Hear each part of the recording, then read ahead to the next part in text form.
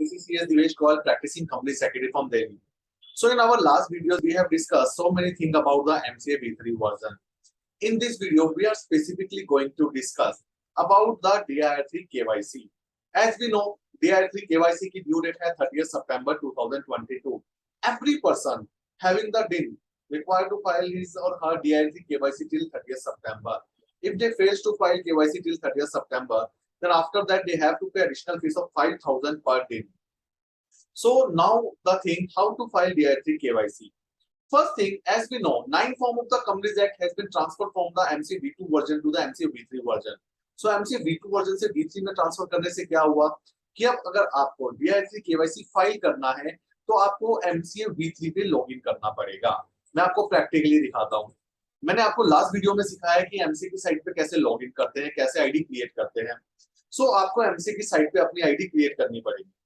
हाँ, अब एक बहुत इंपॉर्टेंट क्वेश्चन आता है जो प्रोफेशनल्स ने मेरे से पूछा है, कॉर्पोरेट्स ने पूछा है कि DIR3 KYC फाइल करने के लिए इज इट मैंडेटरी कि पर्सन की खुद की लॉगिन आईडी क्रिएट की जाए MCA की साइट पे? The answer will be no. जैसा हमने लास्ट वीडियोस में डिस्कस किया था कि DSC एसोसिएट अगर करते हैं MCA की साइट पे तो उस पर्सन की सेल्फ यूजर आईडी क्रिएट करनी पड़ेगी MCA की साइट पर। DIR3 KYC के लिए ऐसा नहीं है। अगर आपने एज अपने आईडी किसी एज अ प्रोफेशनल क्रिएट की हुई है, CS, CA, एडवोकेट, CMA, तो आप कितनी भी DIR3 KYC किसी भी पर्सन का फाइल कर सकते हैं। पर ऐसे अगर आपने अपनी ID as a company create की हुई है तो आप अपनी कंपनी के डायरेक्टर्स के केवाईसी अपनी उस लॉगिन आईडी से कर सकते हैं। तो लाइक दिस केवाईसी के लिए आपको सेपरेट आईडी क्रिएट करने की जरूरत नहीं है। तो आप MCA की साइट पे लॉगिन करेंगे, लॉगिन करके आप माई एप्लीकेशन में जाएंगे। जब आप माई एप्लीकेशन में जाते हैं तो नीचे ड्रॉप डाउन में आप देखेंगे, नीचे आपको ड्रॉप डाउन में आना है। ड्रॉप डाउन में there is option company filing. अब कंपनी फाइलिंग से जब आप नीचे आते हैं तो यहाँ ऑप्शन है डिन रिलेटेड फाइलिंग। तो जब हम डिन रिलेटेड फाइलिंग पे जाते हैं तो वहाँ है DIR3 KYC and DIR3 KYC web form. So अब आपकी रिक्वायरमेंट है कि आपको वेब फॉर्म फाइल करना है या नॉर्मल फॉर्म फाइल करना है। अगर आपके पर्टिकुलर लास्ट ईयर से बिल्कुल सेम है लास्ट KYC से तो आप वेब फॉर्म फाइल कीजिए, बट आपके पर्टिकुलर्स में कुछ भी चेंज है तो आप DIR3 KYC फॉर्म फाइल कीजिए।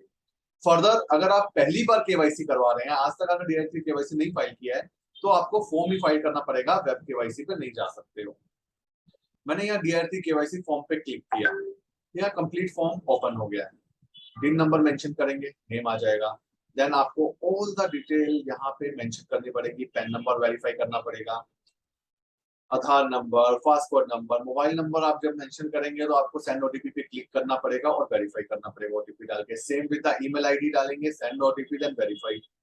देन सब कुछ मेंशन करके नेक्स्ट कॉलम पे जाके आईडीज अटैच करनी पड़ेगी और फॉर्म को MCA की साइट पे सबमिट करना पड़ेगा। तो ये प्रोसेस प्रैक्टिकली आपको फॉलो करना पड़ेगा DIR3 KYC फॉर्म के लिए। अब मैं बात करता हूँ कि अगर DIR3 में को KYC तो नहीं करना है बट वेब DIR3 KYC का वेब फॉर्म फाइल करना है तो मैं वेब पे क्लिक करूंगा। वेब पे क्लिक करते ही विंडो ओपन हो जाएगी। आप यहाँ डिन मेंशन कीजिए। डिन मेंशन करने के बाद आपके मोबाइल नंबर, ईमेल आईडी यहाँ पे अपीयर हो जाएंगे। आप सेंड OTP कीजिए। मोबाइल का OTP यहाँ मेंशन कीजिए, ईमेल का यहाँ पे उसको वेरीफाई कीजिए। अगर वेरीफाई हो जाते हैं नेक्स्ट कीजिए और आपका DIR3 KYC हो जाएगा। So this process you have to use for the KYC of your company. तो ये प्रोसेस यूज करना है अपने डायरेक्टर्स के KYC के लिए। अब DIR3 KYC पे कुछ क्वेश्चन है प्रोफेशनल के I think I should take care. Number 1, to file DIR3 KYC on V3 portal, is it mandatory to create separate login ID of each DIN holder? तो इस question का answer मैं already दे चुका हूँ। आपको separate login ID create करने की जरूरत नहीं है। अगर आप एक प्रोफेशनल लॉगिन आईडी क्रिएट की हुई है ऑलरेडी तो आप किसी भी पर्सन का KYC फाइल कर सकते हैं।